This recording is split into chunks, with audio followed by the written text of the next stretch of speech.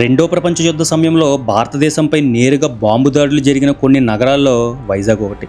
April 2, 1942 ఉదయం Japan యుద్ధ విమానాలు వైజాగ్ రేవును లక్ష్యంగా చేసుకుని బాంబుల వర్షం కురిపించాయి. కానీ అప్పటికే విక్రాంత్ను సురక్షితంగా అండమాన్ దీవులకు తరలించారు. వైజాగ్ తీరంలో పొంచి ఉన్న ఐఎన్ఎస్ రాజ్పుత్ రంగంలోకి దిగి డెప్త్ ఛార్జీలను ప్రయోగించింది. 1971 డిసెంబర్ 3 అర్ధరాత్రి వేళ భారీ పేలుడుతో పిఎన్ఎస్ గాజీ వైజాగ్ తీరానికి కేవలం కొన్ని మైళ్ళ దూరంలోనే సముద్ర గర్భంలో మునిగిపోయింది. భారతదేశం మొట్టమొదటి స్వదేశీ అణుజలాంతర్గామి ఐఎన్ఎస్ అరిహంత్ పూర్తి రహస్యంగా వైజాగ్ షిప్ బిల్డింగ్ సెంటర్లోనే నిర్మించబడింది. హాయ్ ఫ్రెండ్స్, సముద్ర గర్భంలో దాగి ఉన్న రహస్యాల నుండి ఆధునిక మహానగరం వరకు ఈ విశాఖపట్నం ఎలా ఎదిగిందో ఈ వీడియోలో చూపించబోతున్నాను. సో లైక్, సబ్స్క్రైబ్ చేసేస్తే ఇక వీడియోలోకి వెళ్ళిపోదాం. విశాఖపట్నం అనగానే అందరికీ గుర్తొచ్చేది అందమైన సముద్ర తీరం, dolphin house hills, Visakha steel plant.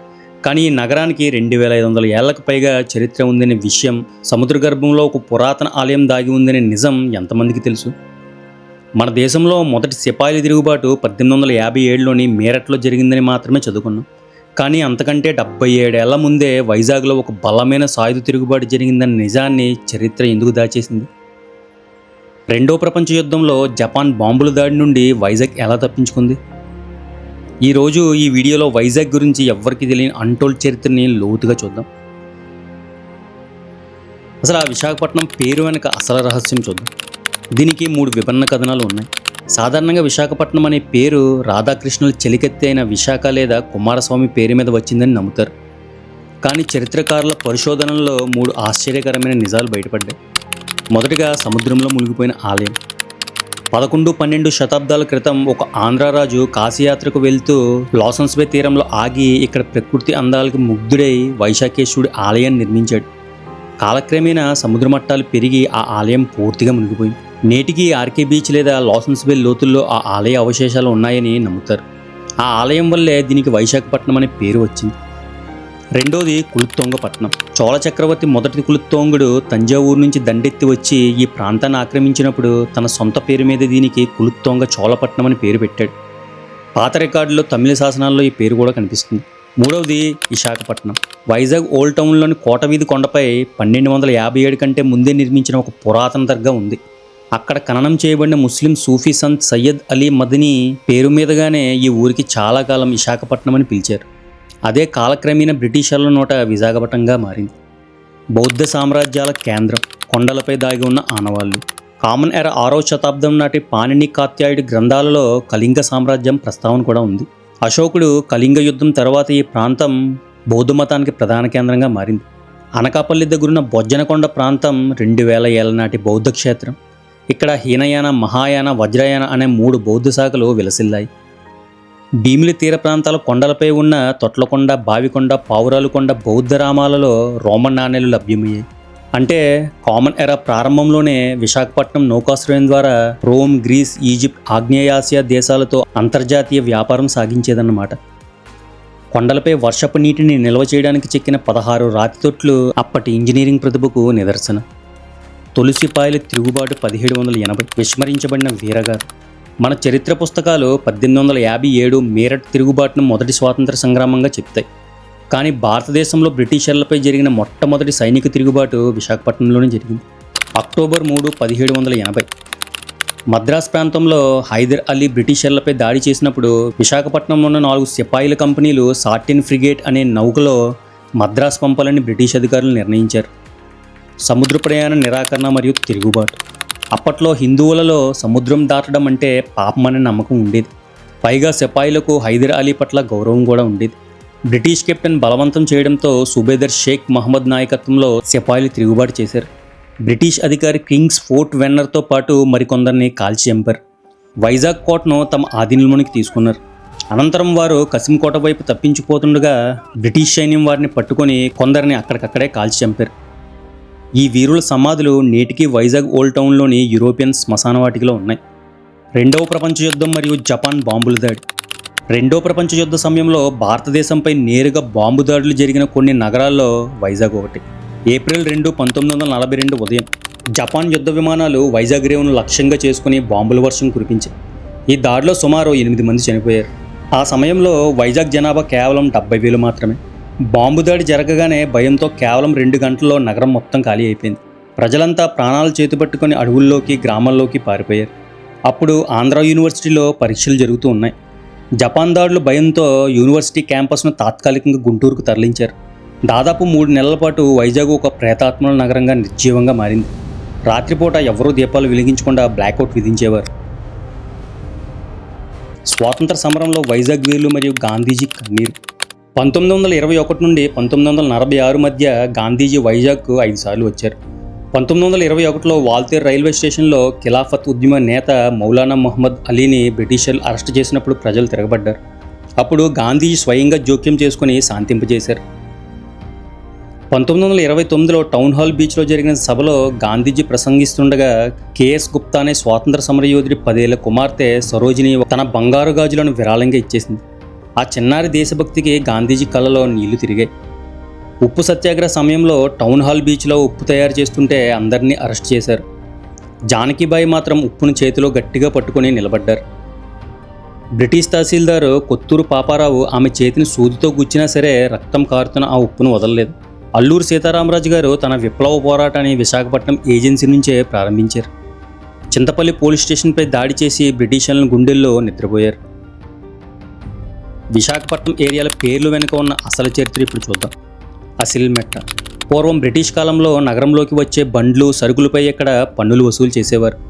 Urdu Arabic భాషలో పన్నును అసిల్ అంటారు, కొండను మెట్ట అంటారు. అలా పన్ను వసూలు చేసే కొండ కాస్త అసిల్మెట్ట అయింది. ఆరిలోవా. దీని అసలు పేరు హరిలోవా. హరి వెలిసిన లోయ అని అర్థం. కాలక్రమేణా వాడుకలో హరిలోవ కాస్త ఆరిలోవగా మారిపోయింది. గాజువాక. ఇక్కడ పూర్వం ఒక పెద్ద వాగు ఉండేది. అడవి నుంచి ఏనుగులు ఇక్కడికి వచ్చి నీళ్లు తాగేవి.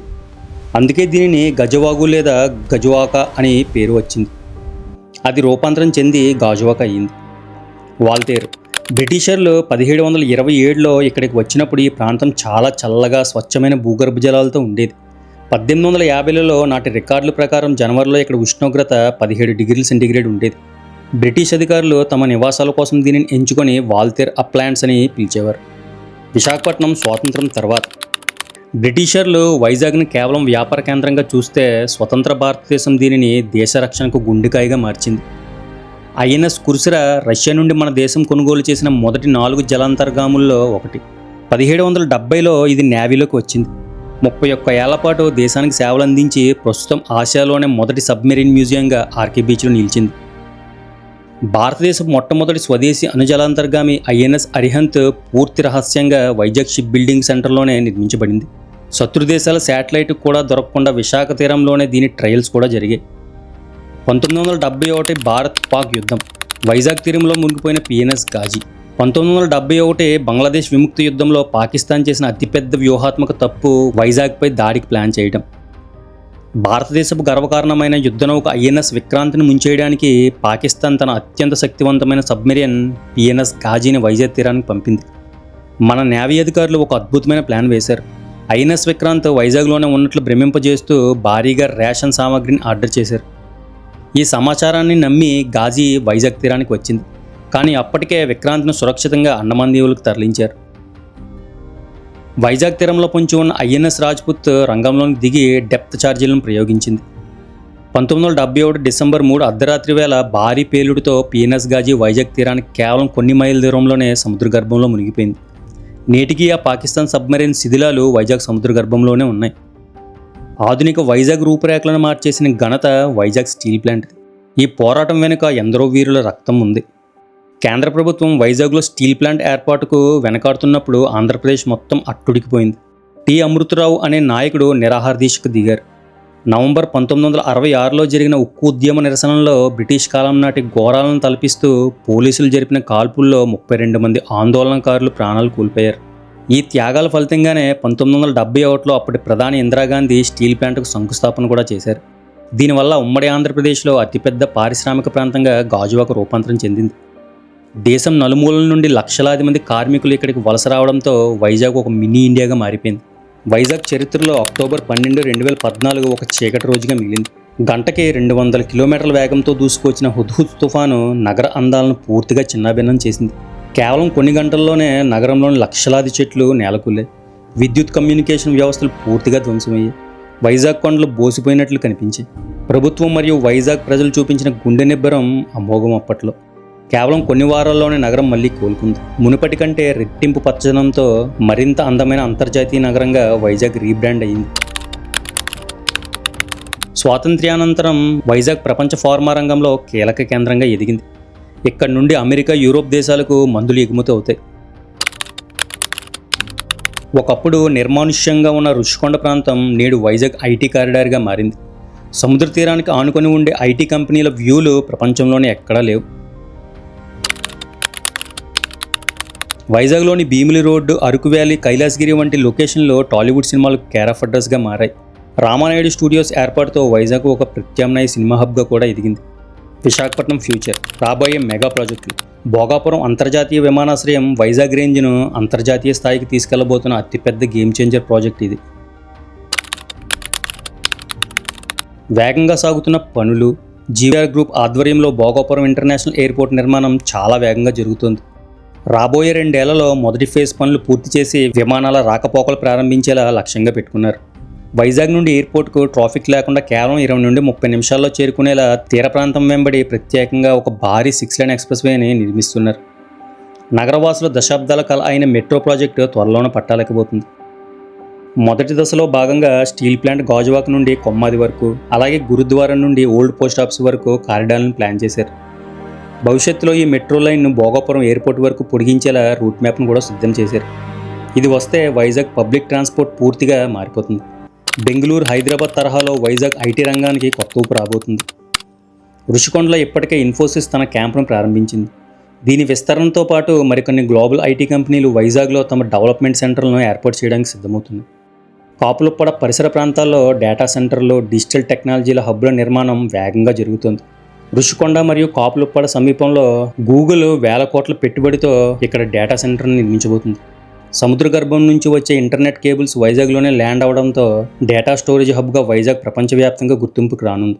దీని ద్వారా వేలాది మంది టెక్ నిపుణులకు ఉద్యోగాలు లభిస్తాయి.